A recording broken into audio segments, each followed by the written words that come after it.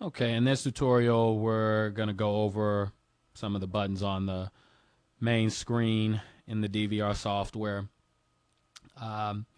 If you take a look on the left side here,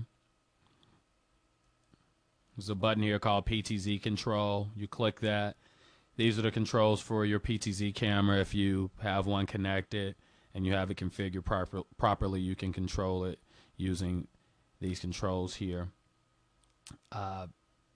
This button here allows you to adjust the color, brightness and contrast for the selected camera. Actually, I'll go ahead and enlarge this camera here. I'm going to double click this and it's going to enlarge. Can drag this slider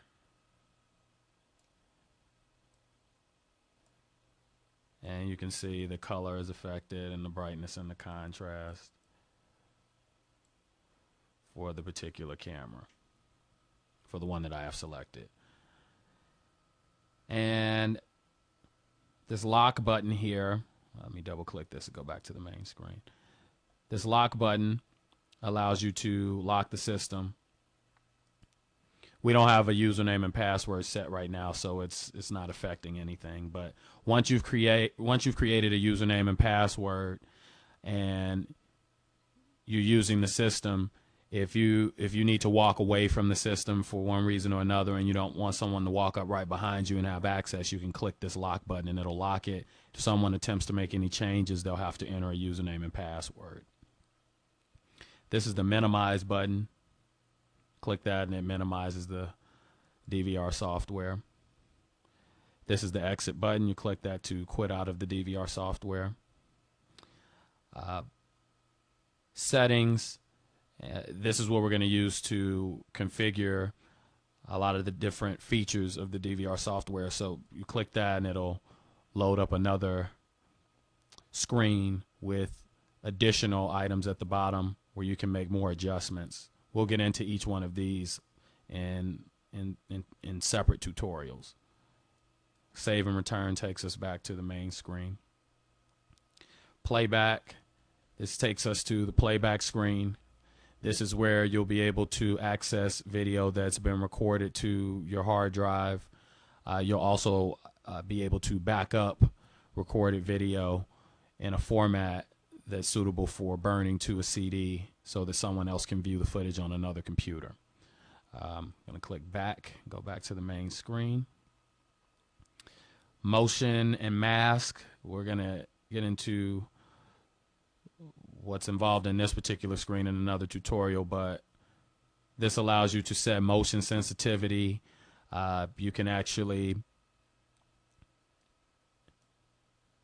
draw squares on the screen where you want motion sensitivity to be active. Sometimes there's something that's always going to be moving that you don't want to trip off the motion detection, so you can put a square around other areas on the screen and ignore that particular area. You may have a light that flickers that triggers the motion detection recording, and you want to make sure that you have the other areas of the screen selected and not that particular one.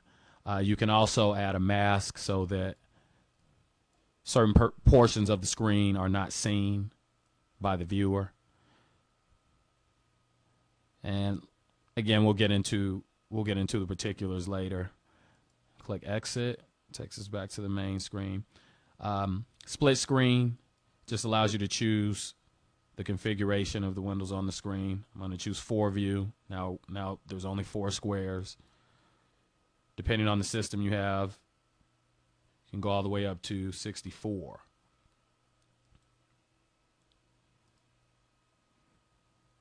And the information display here just gives you the date and the time.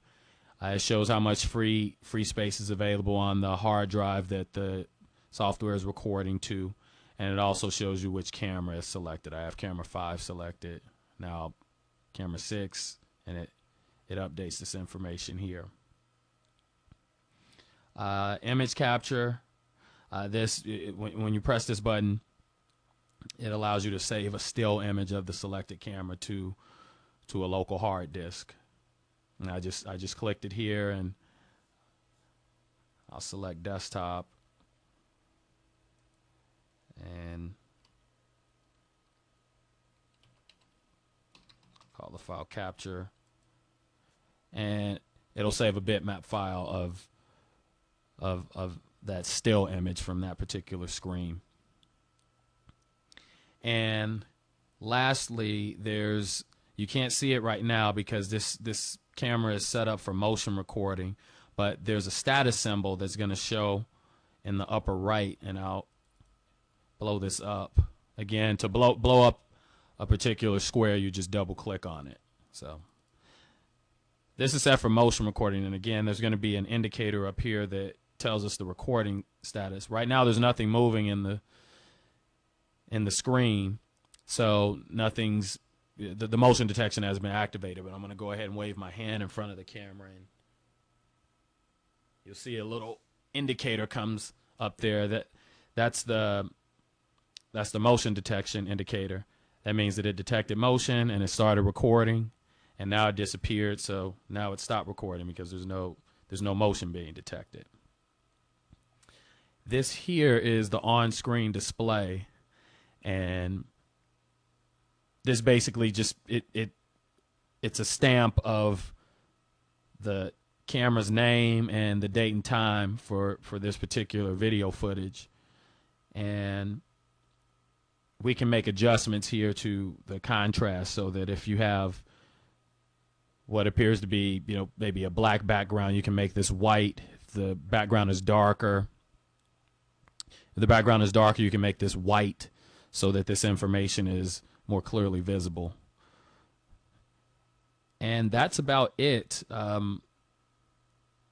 That covers most of the features that we're going to go over in this tutorial series. This was just done to familiarize you with the buttons that we're going to be referring to in the other tutorials.